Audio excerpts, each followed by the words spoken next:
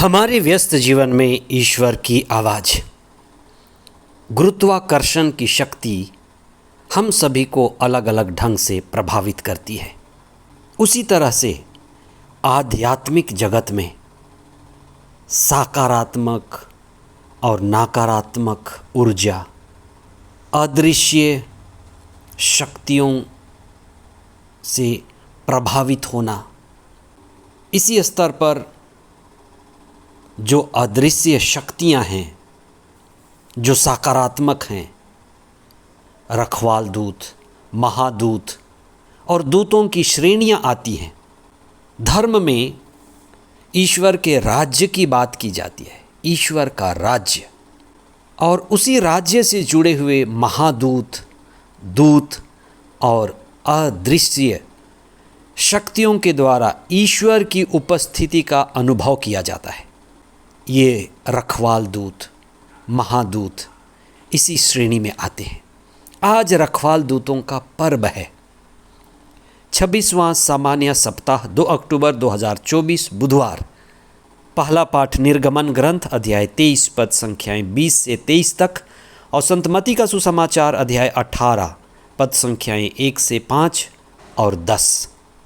मानव जीवन में डर और भय बड़े प्रारंभ से रहा है।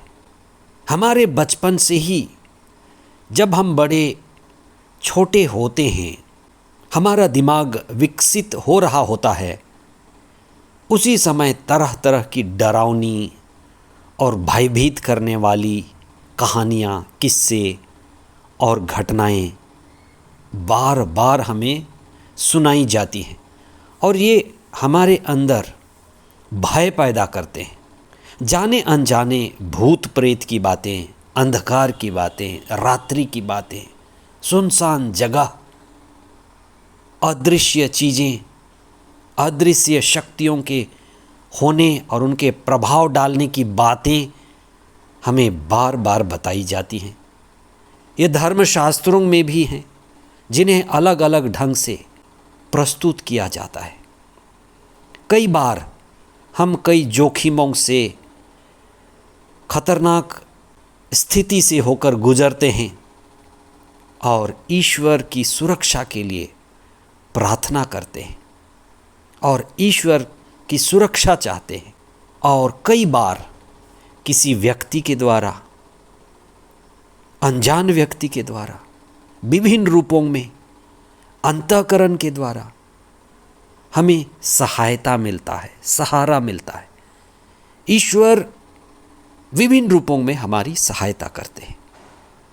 आज के पहले पाठ में ईश्वर कहता है कि मैं तुम्हारे आगे दूतों को भेजूंगा। संत यूहन्ना के सुसमाचार अध्याय 1 पद संख्या 51 में ईसा ने स्वयं अपने शिष्य नाथानाएल से कहा था, जिन्हें वे कहते हैं कि नाथानाएल कपट रहित सच्चा इस्राएली था और वह स्वर्ग का दर्शन करेगा, स्वर्ग को खुला हुआ देखेगा और दूतों को चढ़ते उतरते देखेगा। इसका अर्थ क्या हुआ? जो व्यक्ति कपट रहित है, निर्दोष है, बच्चों जैसा है, वह ईश्वर को बहुत नज़दीक अनुभव करेगा। कल हमने बालक यीशु की संत तेरेसा का पर्व मनाया था। उनका व्यक्तित्व कुछ ऐसे ही था। वे बातें करती थी ईश्वर से, और जब वे ईश्वर से बातें करेंगी, इतने ऊंचे विश्वास के साथ बातें करेंगी, तो ईश्वर भी उनका उत्तर देते हैं। इसलिए ये दूत, ये रखवाल दूत ईश्वर के ही उपस्थिति के प्रतीक हैं। डरे हुए व्यक्ति के लिए, भयभीत व्यक्ति के लिए सबसे जरूरी है सुरक्षा, व्यक्ति को भयरहित करना, और साधारण लोगों के लिए डर को हटाना सबसे जरूरी है। इसलिए एक उपाय रखवाल दूतों के द्वारा प्रार्थना करना कि ईश्वर के दूत हमारे संग हैं, ईश्वर की उपस्थिति सदा हमारे साथ है, वो विभिन्न रूपों में हमारी रक्षा करते हैं। इसलिए ये हमारा जो विश्वास है कि ईश्वर विभिन्न रूपों में हमारी रक्षा करते हैं, हमें जगाते हैं और हमारे अंतःकरण से बातें करते हैं, ये हमारे विश्वास को बढ़ाते हैं। ये क्या सही है, क्या दूत गलत है, ये दूत हमें बताते हैं। ये हमारे अंतःकरण की ही आवाज़ है। इन्हीं दूतों की आवाज़ जिसे हम मान करके ईश्वर की इच्छा पूरी करते हैं। जब हमारा ईश्वर के साथ घनिष्ठ रिश्ता है, ईश्वर में विश्वास है, हमारी अंतःकरण साफ है, तो हमें स्पष्ट प्रभु की आवाज़ सुनाई देगी। आइए हम मौन होकर कुछ समय बिताएं, अपनी सांसों के द्वारा, धड़कन के द्वारा, अंतःकरण के द्वारा ईश्वर से जुड़ें और उन सभी शक्तियों का भी अनुभव करें जो सकारात्मक रूप से हमें प्रभावित कर रही हैं। दूतों, रखवाल दूतों की शक्तियाँ इन्हीं से जुड़ी हुई हैं। हम आत्माएं हैं और हमारा स्तर वही है जो दूतों का है, रखवाल दूतों का है। हम शरीर नहीं हैं, हम मन नहीं हैं।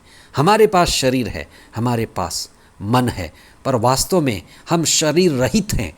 जिस दिन हम ये अनुभव करने लगेंगे, ये दूत और महादूत और रखवाल दूत की बातें सार्थक मालूम पड़ेंगी। तब तक हम प्रार्थना करते रहें, शक्तियों को, सकारात्मक शक्तियों को अपनी ऊर्जा का स्रोत बनाएं। सबसे बड़ी शक्ति, सबसे बड़ी ऊर्जा तो ईश्वर ही है। आमीन।